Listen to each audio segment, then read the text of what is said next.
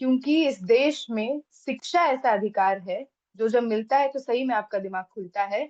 और जिसके लिए भी महिलाएं हों और किसी भी जाति से आती हों, वो बाबा साहेब अम्बेडकर को इसका श्रेय दिए बिना, सावित्रीबाई फूले, फातिमा शेख को इसका श्रेय दिए बिना वो लड़ाई ही अधूरी होगी। या समाज में चाहे वो वर्ण सिस्टम हो, जिस तरह से जाति प्रथा है, वो कुछ हम्म, विशेष लोगों के ही पक्षधर हम्म, है। महंगाई पर, शिक्षा पर, रोजगार पर, तब कभी मंदिर मस्जिद ले आओ, तब कभी जाति ले आओ।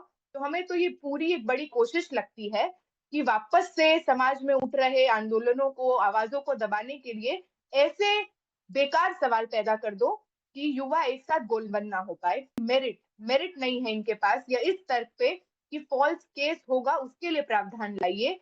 ये तो वही लॉजिक है कि नॉलेज, संपत्ति, हर तरह की चीजों का एकाधिकार एक वर्ग, एक तबके, एक जाति के पास रहे। मतलब एक समाज के लेवल पे आप इतनी ग्रसित मानसिकता कर दीजिए कि बराबरी को लोग ठुकरा रहे हैं, न्याय को लोग ठुकरा रहे हैं।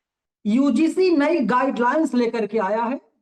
देश के तमाम लोग इसका जम करके विरोध कर रहे हैं, खासकर जो जनरल कैटेगरी से आते हैं। लेकिन जो लोग सामाजिक न्याय के पक्षधर हैं, वे लोग बोल रहे हैं कि ये जो नई गाइडलाइन है, इसका स्वागत होना चाहिए। गैर बराबरी मिटाने के लिए इस नई गाइडलाइंस को लाया गया है। मेरे साथ अभी जो है डीयू की छात्रा अंजलि शर्मा जी हैं, ये भी सामान्य वर्ग से आती हैं। मैं सीधे उन्हीं से बातचीत करूंगा। बहुत स्वागत है अंजलि जी, और बताइए कि आप किस गाइडलाइंस के समर्थन में है, खिलाफ हैं?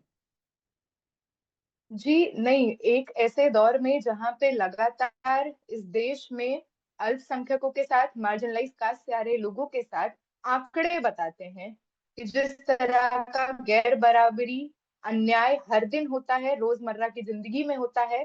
पायल ताड़वी, दर्शन सोलंकी, रोहित वेमुला जैसे लोग जिनकी शहादत हुई, जिनका लिटरली इंस्टीट्यूशनल मर्डर किया है इस सरकार ने, इस गैर समान व्यवस्था ने, ये सारे आंकड़े हमारे सामने हैं। तो ऐसे में यूजीसी का ये गाइडलाइंस प्रोग्रेसिव है। यूजीसी का गाइडलाइंस अगर लागू होता है एक बेहतर रूप से, तो वाकई में सामाजिक न्याय के लिए मिसाल कायम कर सकता है।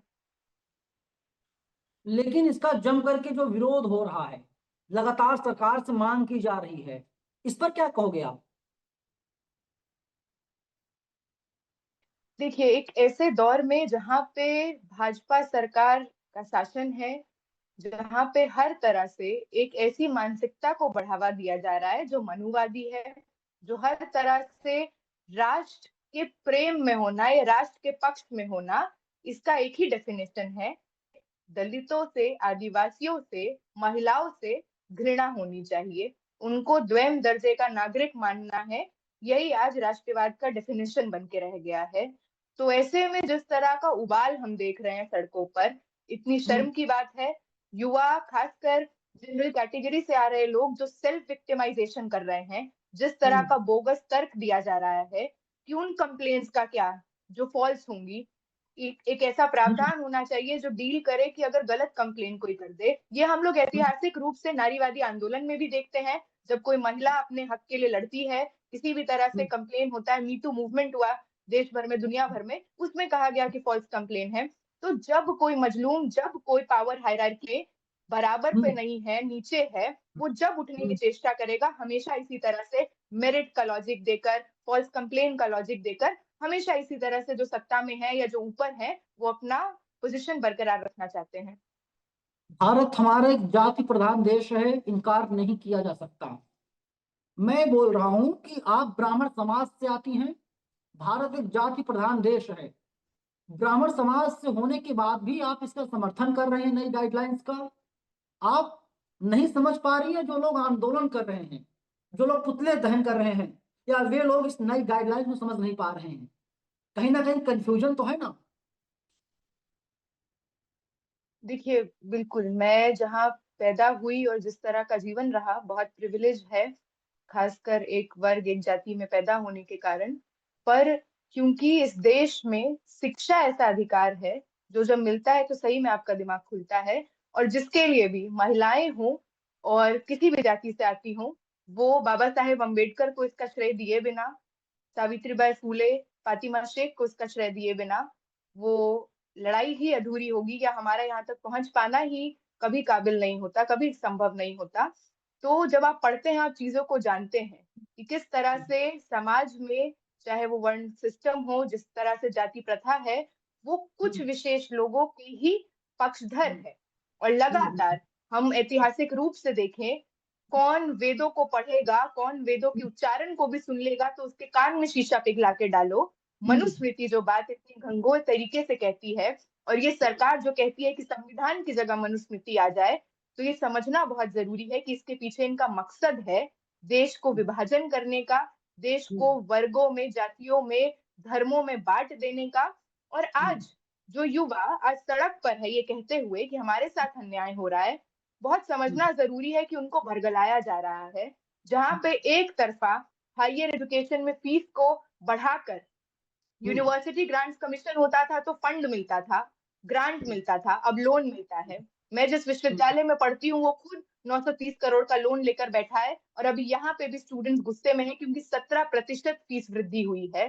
तो जिन लोगों का सवाल है कि नौकरी, जिन लोगों का सवाल है कि शिक्षा में बेहतरी नहीं हो रही, ये सबसे बढ़िया चाल है भाजपा का, जो पिछले 12 साल से 13 साल से हम देख रहे हैं कि जब देश लामबंद हो जाए, गोलबंद हो जाए, महंगाई पर, शिक्षा पर, रोजगार पर, तब कभी मंदिर मस्जिद ले आओ, तब कभी जाति ले आओ। तो हमें तो ये पूरी एक बड़ी कोशिश लगती है कि वापस से समाज में उठ रहे आंदोलनों को, आवाजों को दबाने के लिए ऐसे बेकार सवाल पैदा कर दो कि युवा एक साथ गोलबंद ना हो पाए। इनका जो सवाल है, इनका सवाल जो इस तरह से फ्रेम हो रहा है कि खासकर जिस तरह से रिजर्वेशन मिलता है, अब इन लोगों को और सहूलियत दी जाएगी तो मन बढ़ जाएगा, फॉल्स केस आएंगे। इनको ये समझना जरूरी है कि आपका जो फ्रस्ट्रेशन आ रहा है वो नौकरी ना मिलने से हो रहा है, सीट की कटौती से हो रहा है, शिक्षा महंगे होने से हो रहा है। तो सवाल को ही ऐसे बदल दीजिए कि ये लोग ये सवाल ना पूछे कि किसी मेडिकल के एग्जाम में, जेई के एग्जाम में सीट क्यों नहीं बढ़ रही है, कॉलेजेस क्यों नहीं बन रहे हैं, केंद्रीय विश्वविद्यालयों को फंडिंग क्यों नहीं आ रही है, हॉस्टल का निर्माण क्यों नहीं होता। तो सवाल को बदल दीजिए और जनता को इस तरह का चारा फेंकिए कि खाली जहर की बात उगले। लेकिन ये जो आंदोलन है भारतीय जनता पार्टी खिलाफ कहा जा रहा है कि नरेंद्र मोदी से सीधा ब्राह्मण समाज, सवर्ण समाज टकराने जा रहा है, ब्राह्मणों की महापंचायत होने जा रही है। आप एक ब्राह्मण हैं, आपको समर्थन करना चाहिए, क्योंकि कहा जा रहा है कि कोई भी लड़की आएगी किसी भी सवर्ण लड़के के पास और कहेगी आई लव यू, और लड़का मना करेगा, लड़की जो है कहेगी तुम्हें मैं फंसा रही हूँ, तुम्हें जेल में डाल रही हूँ। मतलब गलत केसेस बहुत ज्यादा आएंगे, इसका मिसयूज होगा, ऐसा दावा किया जा रहा है। देखिए, ये सारी चीजें जो चल रही हैं, और क्योंकि आप किसी एक वर्ग या समाज से आते हैं, तो मैं वही कह रही हूँ, बार बार ये बात जानना बहुत जरूरी है कि आप देश के प्रगति के पक्ष में तभी होंगे जब आप बराबरी के पक्ष में होंगे, आप संविधान के पक्ष में होंगे। जब कोई व्यक्ति पढ़ने लिखने के बाद भी अगर ये मानने लगे कि हम किसी से ऊपर हैं क्योंकि हम एक पर्टिकुलर कास्ट में पैदा हुए, तो वहीं पे सारी शिक्षा विफल हो जाती है। तो मैं किस समाज में पैदा हुई वो एक बात है, पर उस समाज में जिस तरह की चीजें, चाहे आप हिंसा के लेवल पे देखिए निहित है, चाहे गैर बराबरी के लेवल पे निहित है, आज इस देश में इस्लामोफोबिया इस तरह से बढ़ चढ़ कर है। हम लोगों ने अपने घर में ये बदलाव होते हुए देखा है 14 के बाद से, कि जहाँ पे सब लोग, आस पड़ोस के लोग एक साथ मिलकर त्योहार मनाते थे, आज मुस्लिमों के प्रति अपने घर में, अपने आसपास के एरिया में हम जो घृणा देखते हैं, जिसका कोई तथ्य कैसा कारण नहीं है, पर क्योंकि समाज में ये मैन्युफैक्चर किया जा रहा है, भाजपा आरएसएस इसको मैन्युफैक्चर कर रही है मेन स्ट्रीम मीडिया के माध्यम से, तमाम तरह का फॉल्स प्रोपेगेंडा फैलाकर। तो आज बहुत जरूरी है ये समझना कि भाजपा के खिलाफ ये आंदोलन एक आर्टिकुलेशन ले रहा है, पर इससे फायदा किसको होगा? फायदा भी भाजपा को होगा। देश भर में जब धर्म संसद हुए तो जगह जगह जाकर तमाम लोगों ने कहा खुले तौर से कि मुस्लिमों को लिंच कर देना चाहिए। देश भर बिल्कुल। में तमाम ऐसे लोग, परवेश वर्मा जैसे, अनुराग ठाकुर जैसे लोग जब घूमते हैं और माइक पकड़ते हैं नेशनल टेलीविजन पे, तो वो जाति सूचक गालियां भी देते हैं, वो इस्लामोफोबिक बात भी करते हैं। तो इसको प्रेजेंट जरूर किया जा रहा होगा, और भाजपा भी इस तरह से दिखाना चाहती है कि वो घेरे में है, पर इस सारी राजनीति से फायदा तो भाजपा को होगा।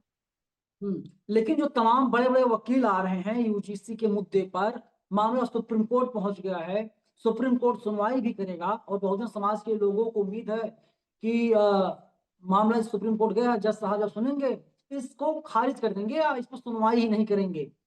लेकिन अब सरकार के ऊपर दबाव, पब्लिक प्रेशर बढ़ाने की कोशिश लगातार की जा रही है।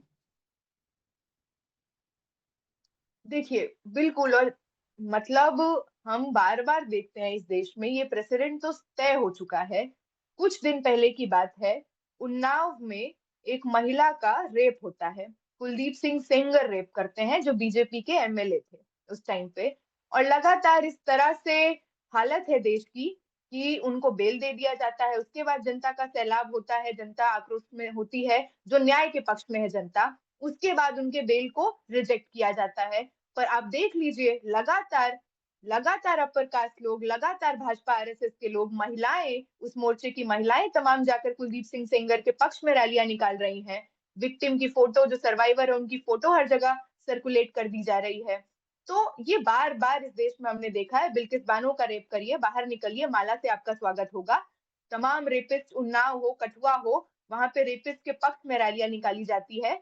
तो ये तो हम देख रहे हैं, एक पब्लिक डिस्कोर्स शेप करने का पूरा कोशिश है। और खासकर जब चुनाव है सर पे जगह जगह का, तो ये जो कोशिश है, ये भाजपा, खासकर दो संदर्भ है, चुनाव है, किसी तरह से मुद्दों की राजनीति ना हो जाए। दूसरा चीज, इनको यूजीसी को भी वापस लेना है, यूजीसी खत्म करना है। तो इसके पीछे एकदम एक बड़ी साजिश हो सकती है। रोल बैक की मांग लगातार की जा रही है। आप ये चाहते हैं कि ये रोल बैक हो जाए? बिल्कुल नहीं, रोल बैक तो बिल्कुल नहीं होने देंगे, और मतलब हम नहीं चाहते हैं। और इसके साथ साथ कुछ बारीकियां इस गाइडलाइंस में भी हैं। हम वो लोग हैं जो सालों से डिमांड कर रहे हैं कि रोहित एक्ट लागू हो।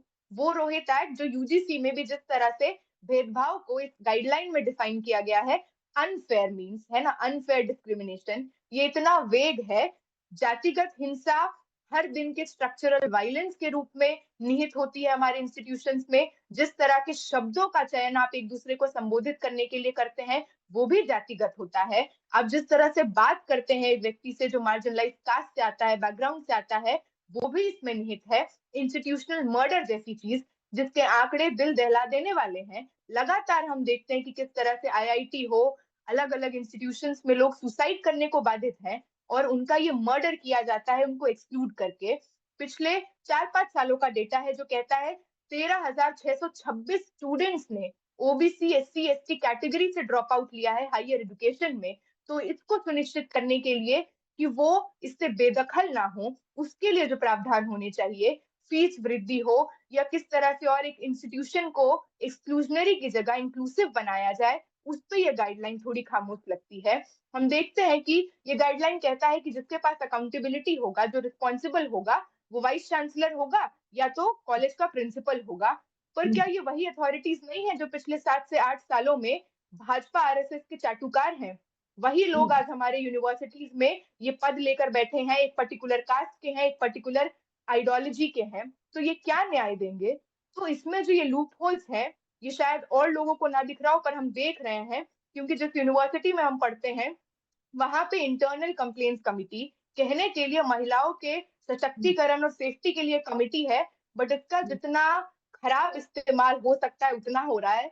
ऐसे लोगों को डिप्लॉय किया जाता है, चुनाव नहीं होगा, चुनाव होगा तो जो टीचर्स के आसपास के लोग हैं, उनके फेवरेट लोग हैं, उनको बना दिया जाएगा।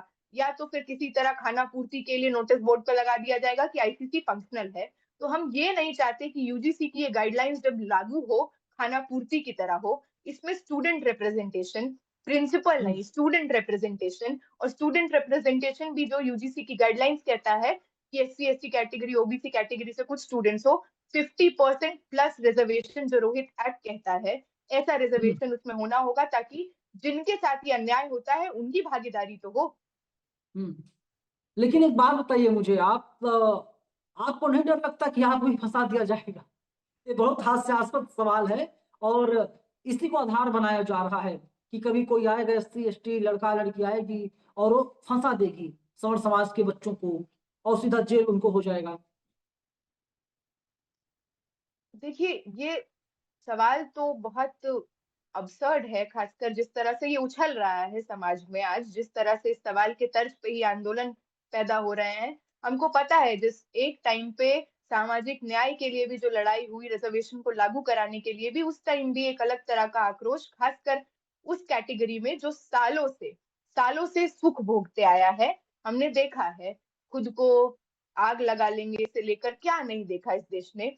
आज वापस से जो एक कोशिश है कि इस तर्क पे कि मेरिट नहीं है इनके पास, या इस तर्क पे कि फॉल्स केस होगा उसके लिए प्रावधान लाइए, ये तो वही लॉजिक है कि नॉलेज, संपत्ति, हर तरह की चीजों का एकाधिकार एक वर्ग, एक तबके, एक जाति के पास रहे, और फिर से ऐसा ना हो कि समाज में बराबरी आ जाए। ये तो बिल्कुल इस मानसिकता को दिखाता है कि आप चाहते ही नहीं है। मतलब आपका डर क्या है? आपका डर ये नहीं है कि फॉल्स केस होगा, आपका डर ये है कि अच्छा, अब मार्जिनलाइज कास्ट से आ रहे, अल्पसंख्यक समुदाय से आ रहे व्यक्ति को हम कुछ भी कह के नहीं निकल सकते हैं। मैं जिस यूनिवर्सिटी में पढ़ती हूँ, 1.5 साल बाद पहले की बात है, शहीद भगत सिंह कॉलेज का प्रिंसिपल अपने कैबिन में बुलाकर एक दलित स्टूडेंट को मारता है, असॉल्ट करता है, जाति सूचक गालियां देता है। जी। SC ST कमीशन से लेकर पुलिस के चक्कर, हर चीज लगा लिए, आज तक एक FIR दर्ज नहीं हुई है। फॉल्स केस इस देश में तो सही केस नहीं होता है। किस किस हाँ, आंकड़ों की बात कर रहे हैं? कहाँ न्याय मिलता है? जैसे मैं जितना समझ पा रहा हूँ कि एक FIR होती है, मान लीजिए FIR होने का मतलब किसी को फांसी पर चढ़ाना नहीं होता। FIR फर्स्ट इंफॉर्मेशन रिपोर्ट, उसके बाद IO बनते हैं, जांच पड़ताल होती है, मामला अदालत में जाता है, सालों लग जाते हैं। और दोनों पक्ष को ये इतना समय मिलता है कि जो निर्दोष है वो खुद को साबित करे निर्दोष है, और जो विक्टिम है वो साबित करे वास्तव में उसके साथ अत्याचार हुआ है। लेकिन यहाँ पर सिर्फ कंप्लेंट से डर लग रही है। भाई अगर आप सही हैं, आपने गुनाह नहीं किया है, आपने मारा पीटा नहीं है, या जाति सूचक शब्दों का आपने प्रयोग नहीं किया है, तो आपको डर क्यों लग रहा है? ये उसी प्रकार से हो गई, शराबबंदी होती है, शराबबंदी से किसको प्रॉब्लम है? शराबियों को प्रॉब्लम है। जो शराब नहीं पीता वो तो स्वागत करेगा ना कि शराब बंद हो गया, अच्छी बात है, चलो अब लोग आगे बढ़ेंगे, तरक्की करेंगे। जो मधुशाला में पैसा जाता है वो पैसा अब स्कूल में जाएगा। यही वजह है, कोई और वजह है जितना मैं समझ पा रहा हूँ इसको? नहीं नहीं, बिल्कुल यही कारण है। और मतलब एक समाज के लेवल पे आप इतनी ग्रसित मानसिकता कर दीजिए कि बराबरी को लोग ठुकरा रहे हैं, न्याय को लोग ठुकरा रहे हैं, और जिस तर्ज पे ठुकराया जा रहा है वो और बहुत मतलब डिस्गस्टिंग है, बहुत खराब है। एक समाज की प्रगति शिक्षा से होती है, शिक्षा और विकसित विचार से होते हैं। तो ये तो पतन दिखा रहा है हमारे समाज का, ये तमाम जिस तरह के अलग अलग जगहों पे ये डिस्कोर्स पैदा ले रहा है। इसमें एक एंगल मुस्लिम्स के प्रति भी जो इस्लामोफोबिया है, या उनको भी अगर, हाँ, क्योंकि रिलीजन का मेंशन UGC गाइडलाइंस करती बिल्कुल। है, पर उसमें भी गेटोजाइजेशन या किस तरह से दरकिनार किया जाता है, द्वयम दर्जे का नागरिक बनाया जाता है, जितनी बारीकियां हैं उसमें ये गाइडलाइंस नहीं जाता है। पर क्योंकि इस देश में हमें कुछ भी नहीं मिल रहा है, तो मैं बस यही कह रही हूँ कि UGC गाइडलाइंस का वेलकम करने का भी एक बड़ा कारण हमारा यही है कि जहाँ पे हर तरह से लीगलाइज कर दिया गया है डिस्क्रिमिनेशन को, देश में आए दिन लिंचिंग होगी, देश में आए दिन मतलब मारपीट होगी। आप देशभक्त तभी हैं जब आप किसी मुस्लिम व्यक्ति को पकड़ के पीट दे शक की बना पर। आप मतलब देश में जहाँ पे नई यूनिवर्सिटीज खुलनी चाहिए, यूनिवर्सिटी बंद करा के जश्न मनाया जा रहा है, उस देश में मिनिमम भी जब होता है तो हम उसको लेते हैं एक जीत की तरह कि यहाँ से आगे की लड़ाई तो हम तय कर लेंगे। चलिए, बहुत शुक्रिया आपका अंजलि जी, हमसे जुड़ने के लिए, बातचीत करने के लिए। Thank you.